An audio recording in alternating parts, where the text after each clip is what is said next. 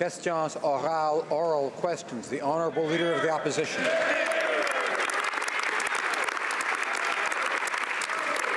Mr. Speaker, 9 months ago, Tori Stafford's killer was behind bars, and today she is in a healing lodge. Now, Tori's killer was convicted of the most heinous crimes imaginable, something the Public Safety Minister called bad practices. Tori's family has called on the Prime Minister to use all the tools available to him to fix this situation. Today, members will be voting on a motion that will do just that. Does the Prime Minister agree with the decision to transfer Tori's killer to a healing lodge? Honourable Prime Minister. Mr. Speaker, our hearts go out to the family of Tori of Stafford for the loss they have endured.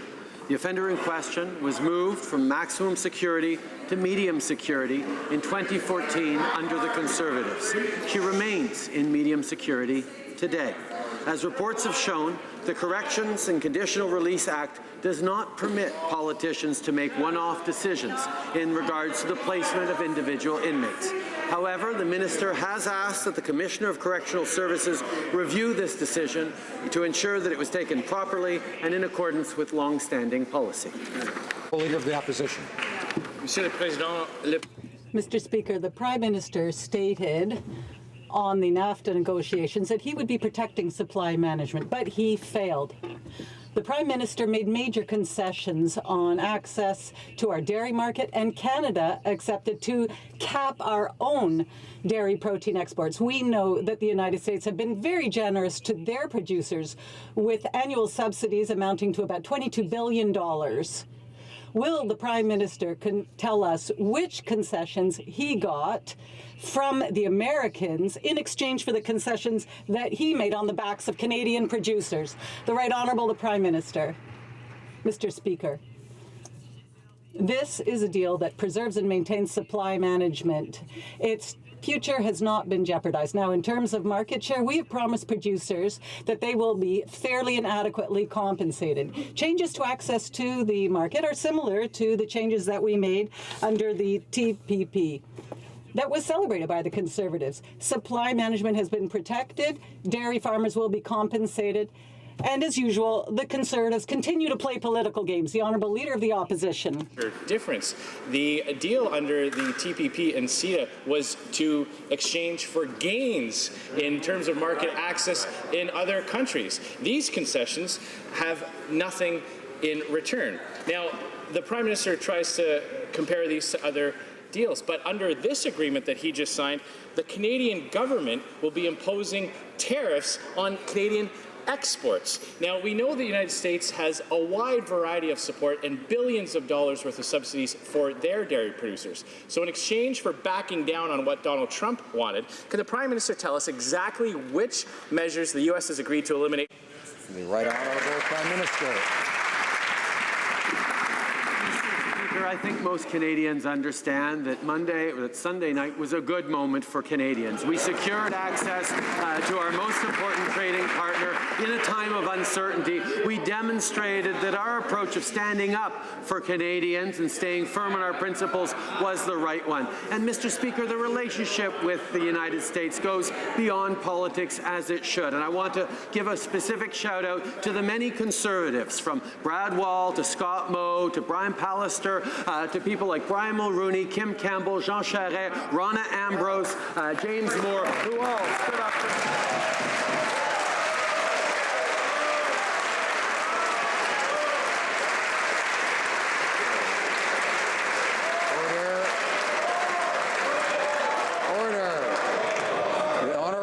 Opposition. Well, Mr. Speaker, it's clear the Prime Minister needed all the help he could get when it comes to his position with negotiating with Donald Trump. And even after all that, Mr. Speaker, he still had to back down on so many key areas. He backed down on pharmaceuticals, meaning that Canadian patients and provincial healthcare system will have to pay billions more. Now, can the Prime Minister tell us exactly how much Canadian patients will have to pay after he's adopted Donald Trump's rules on prescription drug costs? Right Honourable Prime Minister.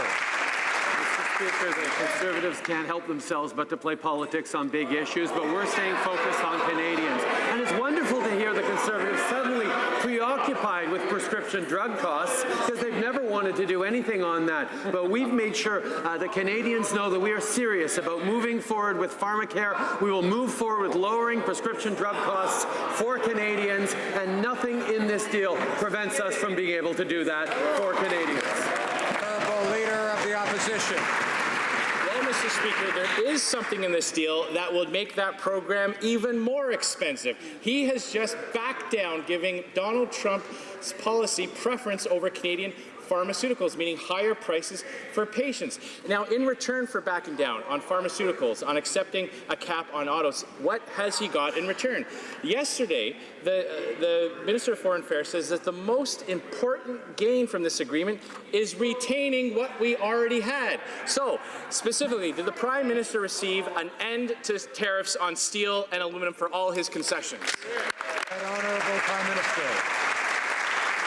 Mr. Speaker, I guess we shouldn't in this House be surprised when the Conservatives choose to play politics, but I have to admit I am surprised on this one, given that just last year, Stephen Harper and the Conservatives were imploring us to capitulate and accept any deal at any price. Indeed, Stephen Harper's memo said, quote, "It does not matter whether current American proposals are worse than what we have now." Well, over and over, the Conservatives urged us to take Harper's advice and surrender immediately. That was not our approach. We stood up for Canadians and got a good deal.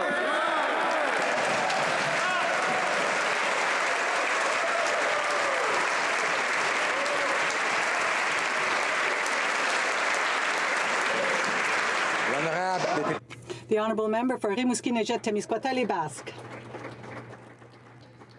Mr. Speaker, it's funny to hear the Prime Minister speaking of political games, because yesterday the Minister of Foreign Affairs referred 3 times, not just once, to the elimination of Chapter 11 of NAFTA, and she referred to it as a great victory for her and her government, except that it's the Liberals themselves who were fighting to preserve a version of that provision at the negotiating table that would allow companies to directly launch proceedings against governments.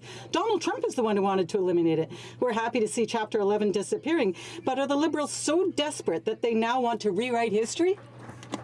The Right Honourable the Prime Minister. Mr. Speaker, we are very pleased to see Chapter 11 disappear because it cost over $320 billion to Canadians over the years. We know that it's important to protect the ability of a government to legislate on the environment, to protect workers' rights. And yes, we stood up to eliminate that Chapter 11, and we're very pleased to see that Canadians will no longer be subject to it. The Honourable Minister for Rimouski-Nejet-Témiscouata-Les-Basques. Is trying so hard to find a positive angle to this deal with Donald Trump that they are willfully misleading the House on this. Yesterday, the Minister for Foreign Affairs and today the Prime Minister are bragging about the fact that the elimination of Chapter 11 of NAFTA is a great victory for them and their government. The problem is that they are the ones who fought to try to keep it. Donald Trump was the one who tried to get rid of it. Of course, Mr. Speaker, we're glad that Chapter 11 is gone. But how desperate is the Prime Minister that he now wants to rewrite history? I have to remind the Honourable Member for Rimouski-Nejet-Témiscouata-Les-Basques that we don't accuse someone of willfully misleading the House or deliberately misleading the House. One can say someone misleads, because that, of course, could be by accident, but we can't say willfully. So I'd ask him to withdraw and apologize for that. Honourable Member for Rimouski-Nejet-Témiscouata-Les-Basques. Well, I'm sorry, Mr. Speaker. He is misleading the House. Thank you. No. I'm going to give the member another chance to, without equivocation, sans équivoque, Without equivocation, to start over again and apologize. Sorry, instead of willfully misleading the House, I will claim that he is misleading the House. The Right Honourable Prime Minister. Mr. Speaker, Chapter 11 has cost Canadian companies hundreds of millions of dollars, and cost the Canadian government hundreds of millions of dollars over the years, which is why we are pleased that we signed an agreement that eliminates Chapter 11. The ISDS provisions, which we worked hard with people on the CPTPP, on CETA, to diminish and even to eliminate, is something that we have always stood against. We believe that governments should have every right to protect the environment, to protect labor standards, and that's what what we ensured with this accord. The honourable member for BTB James Nunavut KU. Let me quote the Federal Court of Appeal again. Canada's efforts fell well short of the mark set by the Supreme Court of Canada when it came to consulting Indigenous peoples on Trans Mountain. How can the Prime Minister claim that he will consult again when he has repeatedly said in this House that this project will be built no matter what? Doesn't the Prime Minister realize that he's in fact totally abdicating on his constitutional duty to consult and accommodate Indigenous peoples and obtain their consent? Honourable Prime Minister. Mr. Speaker, the court ruling on TMX actually gives us a blueprint to move forward in the right way. We know that proper, deep consultation with Indigenous peoples is essential for moving forward on any projects. They have to be moved forward in the right way. That means working with Indigenous peoples. It means getting community consultations right. It means working to ensure that the environmental science is top-notch. That's what we recognize, Mr. Speaker. That is what we will move forward with in a responsible way to get things done the right way, Mr. Speaker, because that's what all Canadians expect. The honourable member for BTB James Nunavut AU. Mr. Speaker, the Prime Minister has to be consistent. If he's willing to acknowledge those who have a right to say yes or no, then he also has to acknowledge the right for that group to say no, whether it's yes or no. Does the Prime Minister not acknowledge that consulting when the decision has already been made is not the same as consulting under the court's ruling? The Right Honourable the Prime Minister. Mr. Speaker, I'd like to thank the member opposite for the fact that, yes, there are those who say yes and there are those who say no in Indigenous communities. We are going to be working with them. We are going to be working with them in keeping with the way the court ruled. There is improvement that needs to be done to consultations and to a partnership with Indigenous communities, and we commit to doing that seriously in the way that the court ruled. The honourable member for Richmond Athabasca. Mr. Speaker, an 8-year-old child killer guilty of first-degree murder and rape was transferred to a healing lodge with no fence. There is such little security that there have been 8 escapes over the years from that healing lodge. In our motion, we ask for that decision to be reversed, as the Ontario government did itself. Will the Prime Minister vote in favour of our motion, as all Canadians throughout the country are calling on it to do? The Right Honourable the Prime Minister. Mr. Speaker, our hearts are with Tory Stafford's family and for their loss. The inmate was transferred from maximum security to medium security in 2014 under the Conservative government. She remains in medium security today. As several articles have already said, the correctional systems and the parole system does not allow politicians to make decisions about inmate placement. The Minister has called on the Commissioner to ensure that that decision is compliant with long-standing policies. The Honourable Member. Mr. Speaker, here's what the father of the child said last week to the Prime Minister. From father to father, would you be able to kneel down before the tomb of your child, knowing that not all was done? I'm begging you to do what is fair and to correct this injustice and make sure that this killer is put back behind bars. Mr. Speaker, the Prime Minister has the power to act. Will he vote yes or no to the motion that we tabled in this House? The Right Honourable the Prime Minister. Like all Canadians throughout the country, our hearts are with Rodney Stafford. The inmate was transferred from maximum security to medium security in 2014 under the Conservative government. She remains in medium security to this day. The Conservatives should know that the Minister does not become involved in inmate placement decisions, because that's exactly what the member for Bellechasse-Etchemin-Lévis as a minister has affirmed in the past. The Minister has called upon the Commissioner to review these decisions, but as the member for Kamloops-Thompson-Caribou knows, there has to be an independent process without any political interference. Speaker, Canadians continue to call on the Prime Minister to do the right thing and send Terri-Lynne McClintic, the killer of 8-year-old Tory Stafford, back to prison. And while he and his public safety minister dither with this review and refuse to review the transfer that didn't occur in 2014, it occurred just a few months ago. McClintic is enjoying this life in a healing lodge without offense. I ask the Prime Minister, on behalf of Tory's father and on behalf of Canadians, to do the right thing, to vote yes on our motion today and order McClintic back behind bars. Right Honourable Prime Minister. Mr. Speaker, the Conservatives continue to play a very dangerous and quite frankly repulsive game of politicizing a tragedy and speaking for others that they have no business speaking for. We continue to state, obviously, that this is a situation in which a previous Conservative government reclassified an offender from maximum security institution to a medium security institution. This individual is currently in a medium security facility. But as Stephen Harper's former... Order. I would ask the member for Battle River Crowfoot and others not to interrupt when someone else has the floor. Each side gets their turn, and we have to listen whether we like what we hear or not, and that's kind of essential in a democracy. The honourable member for Barrie Sound, Muskoka.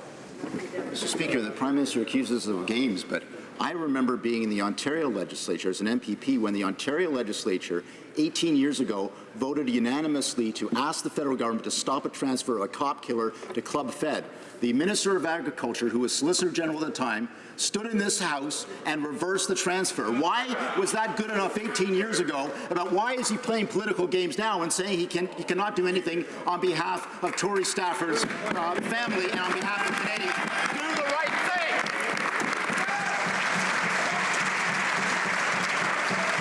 All right, Honourable Prime Minister. Speaker, as has been demonstrated, the minister does not intervene on case-by-case basis. And that, if we want to talk about things said in the past, let's talk about the Conservative member from Bellechasse-les-Etchemins-Lévis, who said in his capacity as Public Safety Minister just a few years ago, I do not control the security classification of individual prisoners. Or perhaps the Conservatives will listen to Ben Perrin, who was Stephen Harper's former lawyer, who himself said, I'm concerned with politicians being the ones who decide how any particular individual offender is treated. Honourable member for Milton. Mr. Speaker, I've been listening to the excuses that the Prime Minister continuously gives to this House and to the Canadian public with respect to his unwillingness to transfer Terri-Lynne McClintic from a healing lodge with no fences and no barriers back to where she came from, a Grand Valley institution with fences and bars. Mr. Speaker, I understand that the government won't be voting in favour of our motion today, but I'm wondering, does the Prime Minister know whether or not there's going to be some of his backbenchers who are going to see the light and know that this is a moral issue and that they should do the right thing? Right Honourable Prime Minister. Mr. Speaker, I would indeed suggest that this is a moral issue. This is about the contrast between a party and a government that respects the rules, that respects the independence of our judicial system, that appreciates the professionalism of our correctional services, and a party of ambulance-chasing politicians who are, quite frankly, demonstrating a contempt for the principles of law and debate in this House that is inexcusable.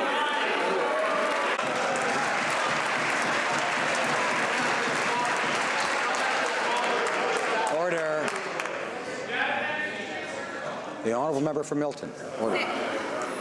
Well, Mr. Speaker, at least the Prime Minister can show some kind of emotion, even though it's self-righteous indignation that we would actually question him on an issue as important as making sure that convicted killers of children are in appropriate institutions, both to protect the integrity of the system, of the justice system, but as well to protect the public and any visitors within that institution.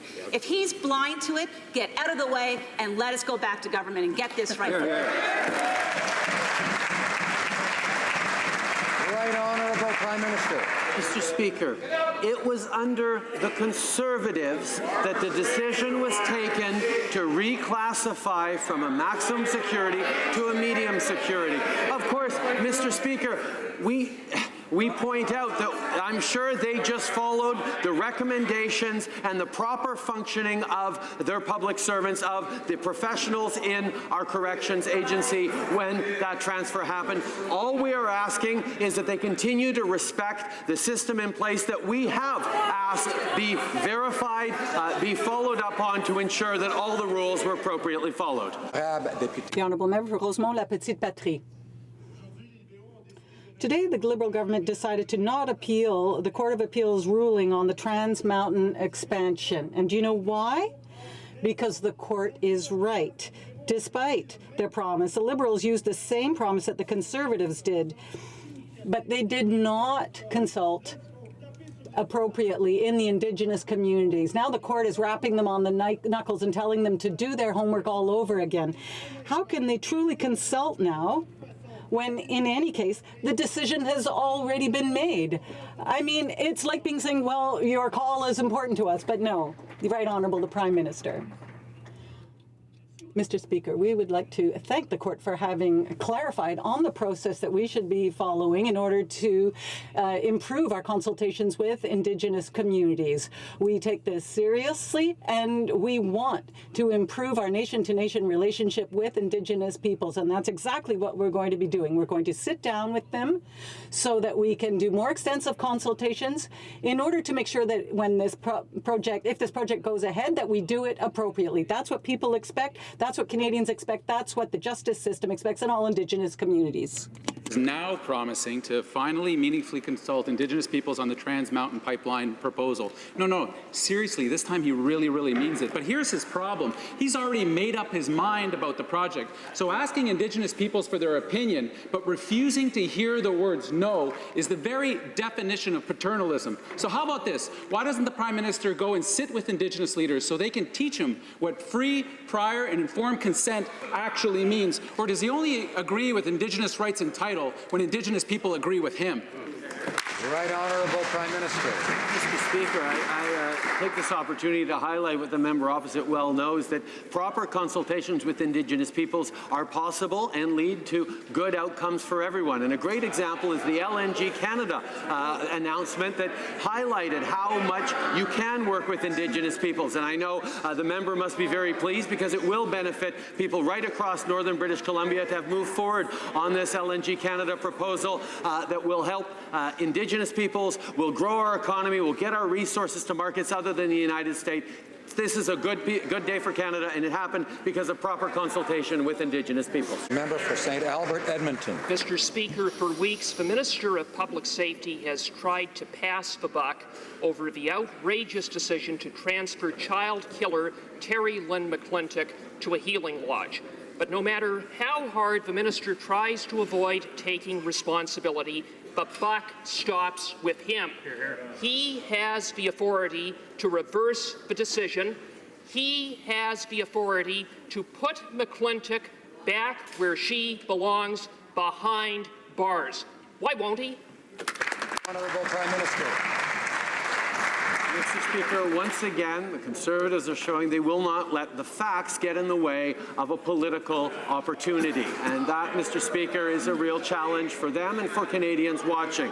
Let me set the facts straight. As reports have shown, the Corrections and Conditional Release Act does not permit politicians to make one-off decisions in the regards to the placement of individual inmates. That, Mr. Speaker, is the facts. Those, Mr. Speaker, are the facts. The Conservatives, yet again, are playing politics. For Elgin, Middlesex, London. Mr. Speaker, let me give the Prime Minister the facts. This was an 8-year-old girl who was heinously murdered. She was murdered, and these people were convicted of first-degree murder and sent to prison behind bars. Are you telling me that sending this convicted first-degree murder... Order, I think she means is he. I'll let her correct that. Where may I start? Can I start from the beginning, and I'll make it less personal? The bottom line is, from southwestern Ontario, we are angry. As a parent, as a member of Parliament, will this Prime Minister do what is right and put this convicted murderer behind bars where she belongs? Yeah. Prime Minister. Mr. Speaker, let me highlight that people, not just from southwestern Ontario, but right across the country, are upset and stand with the Terry Stafford's family on this terrible tragedy. People right across the country's hearts go out to the family. Mr. Speaker, in 2014, the individual in question was reclassified from a maximum to a medium security facility. That, Mr. Speaker, are the facts. The Conservatives are playing politics in a particularly inappropriate way. Order. Member for Chilliwack Hope. Eagle Creek, excuse me. Mr. Speaker, as a mother and a grandmother, I can only imagine the pain and suffering that Tori's family has experienced. Tori's father has been begging the Prime Minister to reverse the decision that has allowed Terri-Lynne McClintic to serve her time at a healing lodge in Saskatchewan. When will the Prime Minister listen to Tori's father, do the right thing, reverse this decision, and put Tori's killer back behind bars? Prime Minister. Mr. Speaker, our hearts go out to Tori's father, to her entire family on this terrible tragedy. We understand the anguish and the questions they have and the difficulties they have lived with over the past years. Mr. Speaker, the Corrections Act does not permit a minister to weigh in directly on the classification of an individual prisoner. The minister has asked the corrections services to look into what happened here to ensure that everything was done according to proper procedures and to make recommendations if the procedures need to be changed. Honourable Member for Chilliwack Hope. Mr. Speaker, Tori Stafford's family doesn't want the Prime Minister's heartfelt sentiments. They want him to take action. They don't want the Prime Minister's excuses. They want Tori's killer back behind bars. Conservatives do not respect the decision to put this killer in a healing lodge without fences. We want her back behind bars, and so does Tori's family. Why doesn't the Prime Minister use the authority he has, take action today, and put this killer behind bars? Right, Honourable Prime Minister. I would ask the Conservative members to not make guesses about what Tori's family wants and instead be honest about what it is they want. They want to play politics with a heinous tragedy. They want... Order. Members don't get to all talk at once, one at a time. As I was saying, democracy requires it. Let's have a little respect for this institution. Right, Honourable Prime Minister. Mr. Speaker, the Conservatives want to play politics with this issue. The Conservatives want to drag up this terrible murder and try and look at political gain on this. They have been politicizing this for well over a week with all of the passion that they can muster. And, Mr. Speaker, they are debasing the nature of this House and the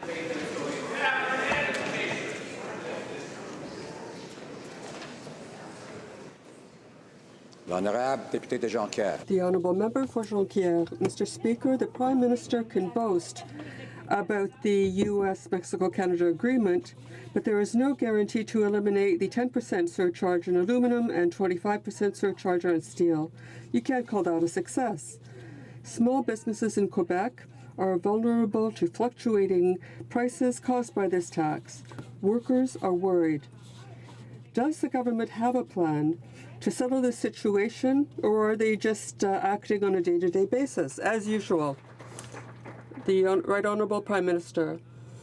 Small businesses, entrepreneurs in Quebec and Canada-wide are happy with our agreement with the United States, and Mexico.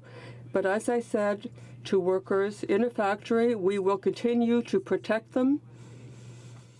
Our tariffs will remain in place until a certain countervail is lifted. We want to create the situations that will help the middle class and offer more opportunities for Canadians, and we will continue to defend our workers. USMCA, we learned that Canada will finally eliminate Chapter 11. Canadians have been hit with millions of dollars in legal fees and payouts to private corporations, and now thanks to the tireless work of New Democrats, Labour and civil society, it is gone. Canada has been the most sued country under ISDS, and for years, Liberals have argued to keep this clause. They argued to keep it in the CPTPP, which they're going to be ramming through this week, and created a whole new investor court system in CETA. Will the Liberals finally commit to no future ISDS in trade agreements? The Honourable Prime Minister. Mr. Speaker, I know the member from Essex knows well that people in Windsor are very happy with this deal, which secures Canada's auto industry for the coming decades. It demonstrates a real win for the Canadian auto and auto parts suppliers industry. But yes, we also got rid of the investor-state dispute resolution system, which has cost the federal government more than $300 million in penalties and legal fees. I'm glad to hear the member opposite's support for the USMCA. We continue to work to defend people in Windsor and right across the country. The honourable member for Vimy. Mr. Speaker, next week, Canadian communities will celebrate Citizenship Week. Our government has made significant reforms to the Citizenship Act to ensure fairness while maintaining the integrity of our citizenship program, which has been used for divisive purposes under the Harper government. Can the Prime Minister reveal to the House what progress was made since our government changed the Canadian citizenship program? The Right Honourable Prime Minister. I'd like to thank the member for Vimy for her dedication to new Canadians. Since changes were made to the Act, more than 150,000 new Canadians have joined our great Canadian family. That is 40% more than Conservatives. We have reduced waiting times from 24 months to 10 months. Mr. Speaker, during this week, there will be 54 citizenship ceremonies, and we will welcome 13,000 new Canadians. For us, on this side of the House, a Canadian is a Canadian. The honourable member for Louis Saint-Laurent. Mr. Speaker, I don't know if this agreement is really liked very much by people in steel and aluminum, workers in this field. We're talking about 20,000 jobs for aluminum plants. Can the Prime Minister tell us if the tariffs on aluminum will be eliminated, yes or no? The Right Honourable Prime Minister. Mr. Speaker, I visited aluminum workers in their plants, and the government will be there for them. Our countermeasures will be in place until the unfair duty on them is lifted. We have always tried to create conditions that will help the middle class and create more opportunities for Canadians. We will continue to work until this duty is lifted. The honourable member for Louis Saint-Laurent. Well, when they negotiated with the government, they said this duty would be lifted. In Quebec alone, 20,000 jobs in aluminum. Must I remind the Prime Minister that for 10 years he's been the member for Papineau, a Quebec riding. What is he going to do for the people in this working in this area in Quebec? The Right Honourable Prime Minister. Mr. Speaker, it seems that you're on a anti-House mission because Harper asked people to accept an accord no matter what. He said that there were no differences between our accord and theirs. But on this side of the House, we are not capitulating. We are perseverant, and we have achieved a good agreement for Canadians. Honourable member for Carleton. Well, Prime Minister Harper predicted this government would capitulate, and he was absolutely right. For the first time in the history of trade deals, there are more tariffs after the conclusion of the deal than there was when the negotiations actually started. My colleague asked, when will the steel tariffs be removed now that the Prime Minister has backed down on pharmaceuticals and dairy and so much else? So I ask again, when will the steel tariffs be removed? When? Right Honourable Prime Minister. Speaker, I will highlight that even though the Conservatives in this House are continuing to play politics, there are Conservatives across the country who understood that standing together for the good of the country was important. That's why Conservative Prime Ministers like Brian Mulroney or Kim Campbell, Premiers like Brad Wall and then Scott Moe and Brian Pallister and others stood strongly on Team Canada to make sure we negotiated a good and right deal. And why we were able to count on smart Conservatives like Ronna Ambrose and James Moore, who stood with us, understanding that the relations with the United States is bigger than mere political points. Unfortunately, not all Conservatives. Honourable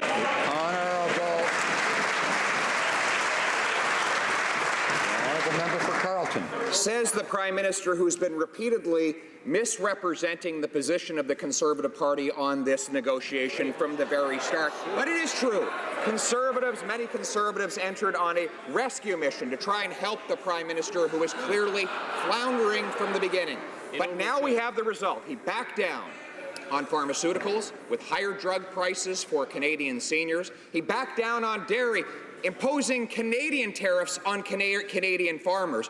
Why did he give up so much to get absolutely nothing that we didn't already have? Right Honourable Prime Minister. Speaker, not only did we secure access to the United States for our middle class and for our workers in a time of protectionism and uncertainty, we got rid of the ratchet clause that infringed on our sovereignty by preventing our government from controlling our access to energy resources. In the face of stiff opposition from the Americans, we kept Chapter 19 in the dispute resolution system. We got a cultural exemption that for now will apply to digital platforms. That's modernizing NAFTA. We got rid of the ISDS that cost Canadians so much. The auto sector got a big win here in Canada, and we have new enforceable environmental and labor standards.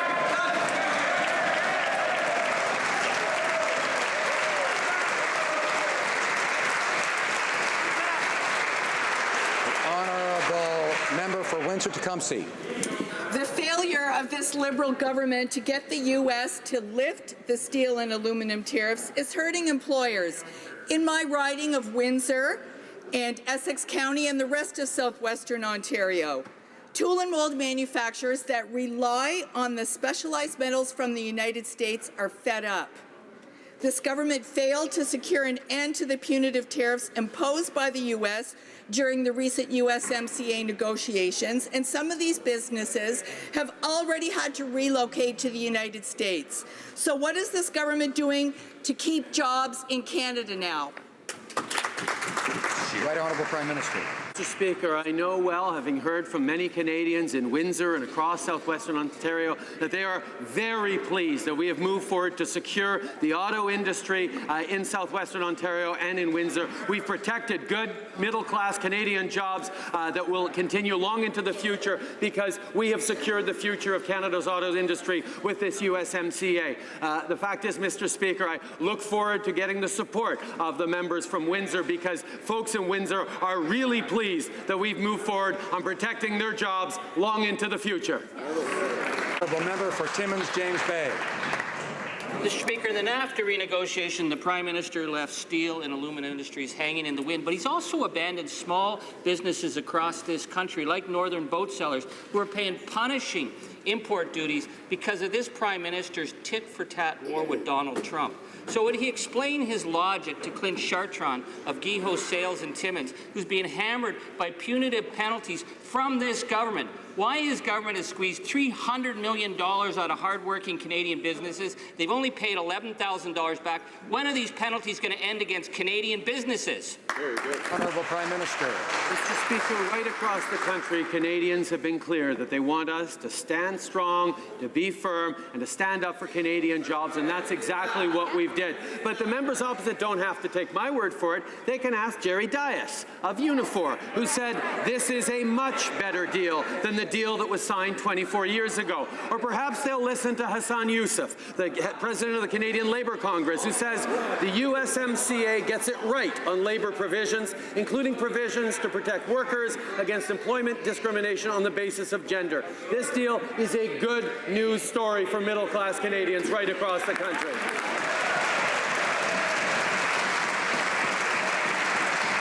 The Honourable Leader of the Opposition.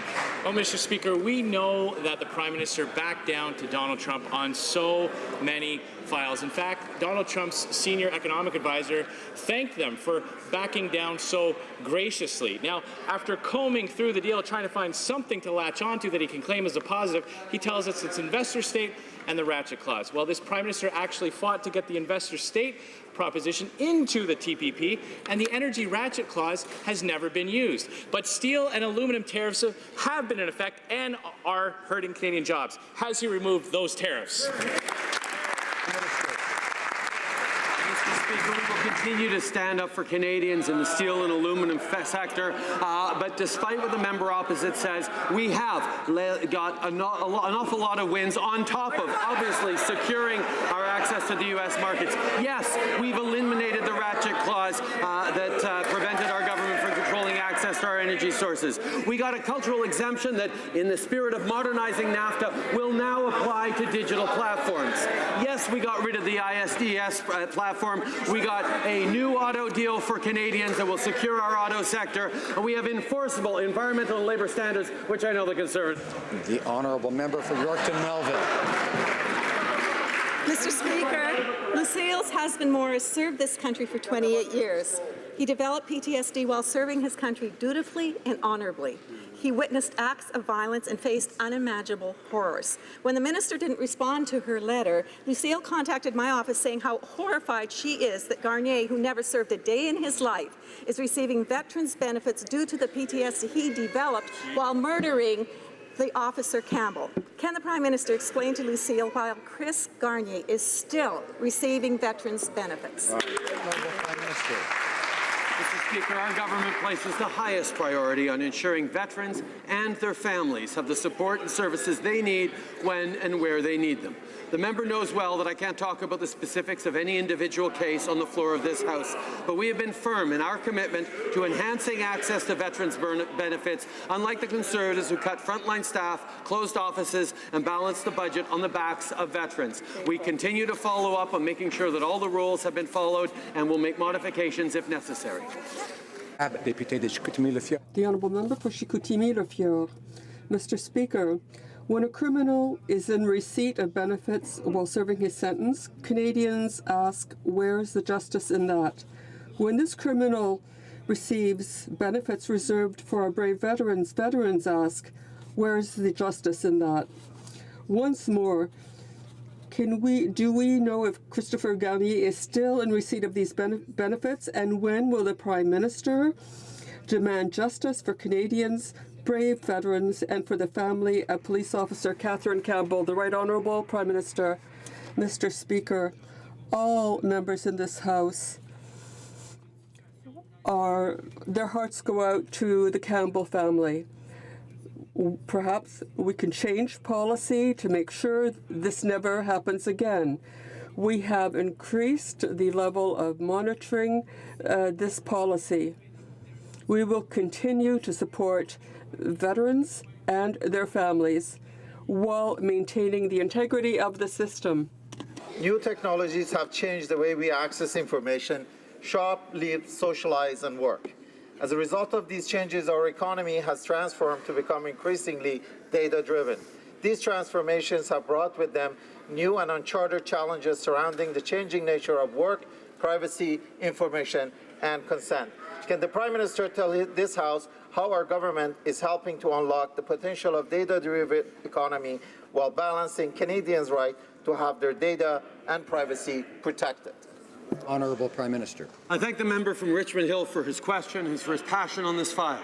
We recognize the potential of a data-driven economy must be balanced against the right to Canadians to have their data and privacy protected. We have launched a national consultation on digital and data transformation to better understand how we can drive innovation and ensure Canadians have trust and confidence in how their data is used. We want to hear directly from Canadians on how to grow the economy while protecting their data, ensuring privacy and building trust. The honourable member for Calgary-Nose Hill.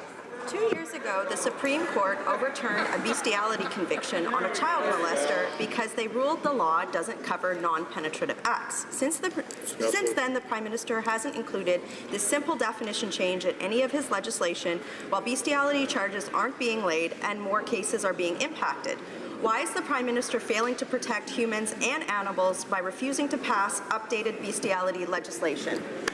Honourable Prime Minister. Mr. Speaker, we take the integrity of our justice system very seriously and will continue to look for ways to improve it and to ensure that what Canadians expect and the values that are shared amongst Canadians are upheld and defended, while at the same time we uphold the law. The Honourable Member for Laurier-Sainte-Marie. Mr. Speaker, the planned demolition of the Palestinian village Khan al-Amal by the Israeli government runs counter to international law. The European Parliament has even passed a resolution stating that this situation is, and I quote, that it would further compromise the viability of a two-state solution as well as any prospect for peace. We're still waiting for our Prime Minister to react, to say something. Why is he silent in the face of this serious problem for peace and human rights? The Right Honourable Prime Minister. Mr. Speaker, we are a steady ally of Israel, and we have spoken against the demolition of this village, and we have communicated this to the Israeli government. We're particularly concerned by the destruction of the school in this area. But I think any unilateral action would compromise a two-state solution.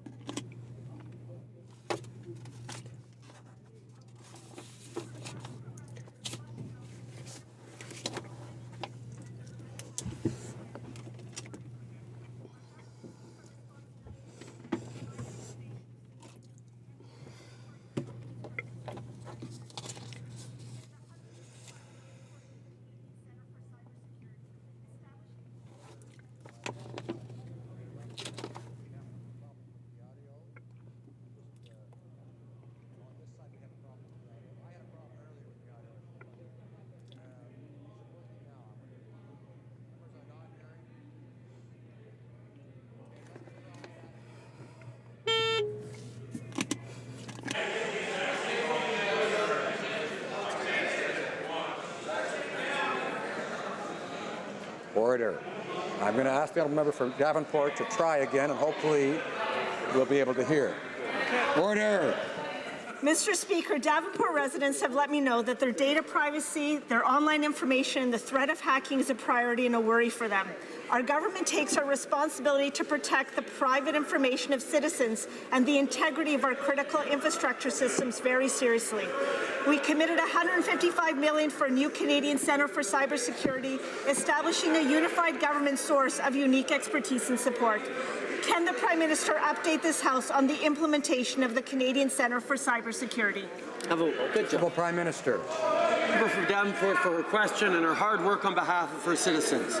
We know that good cybersecurity is critical to Canada's competitiveness, economic stability, and long-term prosperity. This week, we launched the Canadian Centre for Cybersecurity we had promised in Budget 2018. This new centre will provide Canadian citizens and businesses with a trusted place for cybersecurity advice. Canadians can rest assured that their government is prepared to meet the cybersecurity challenges of today and tomorrow. Honourable Opposition House Leader. Mr. Speaker, just moments ago in Manitoba, the Premier of Manitoba, my Premier, Brian Pallister, announced that Manitoba is rejecting the carbon tax. There will be no carbon tax in Manitoba. My question to the Prime Minister is this. Now that another province has said no carbon tax for their province, will this Prime Minister recognize that a carbon tax penalizes Canadians, it penalizes farmers, it penalizes industry, it penalizes Canadians, it does nothing to help the environment? Will he do the right thing and do what Brian Pallister did today and say no to the carbon tax? The right honourable Prime Minister. Mr. Speaker, I continue to find it puzzling as to why Conservatives insist on making pollution free. We believe that polluters should pay, and that's why we are putting a price on pollution. We would prefer to work with provinces right across the country, but if they are unwilling to make sure that polluters pay, we will bring in federal measures to both collect a price on pollution and return that money to hardworking citizens right across the country. Honourable member for Saanich Gulf Islands. Order. Thank you, Mr. Speaker. Today, October 3rd, is the NEB deadline for comments on the list of issues in the redo of the Kinder Morgan Trans Mountain Pipeline review. Now, as an intervener in the initial failed and flawed process, I've written the National Energy Board asking that they include the upstream and downstream climate impacts of the proposed pipeline, just as they did in the case of the private sector's Energy East. It certainly seems fair they be held to the same standard. Doesn't the Prime Minister agree? Honourable Prime Minister. Mr. Speaker, I thank my colleague for her question. The review that the NEB will undertake is related to the recent court decision on marine scoping. Direct and upstream impacts were reviewed under our interim principles announced in January 2016. As we've demonstrated, we are moving forward with this project in the right way. We are ensuring that we protect the environment and consult properly with Indigenous peoples. To grow the economy and protect the environment, you need to do both at the same time. That's exactly what we will do. Order. I would like to draw to the attention of honourable members. We'll come to it.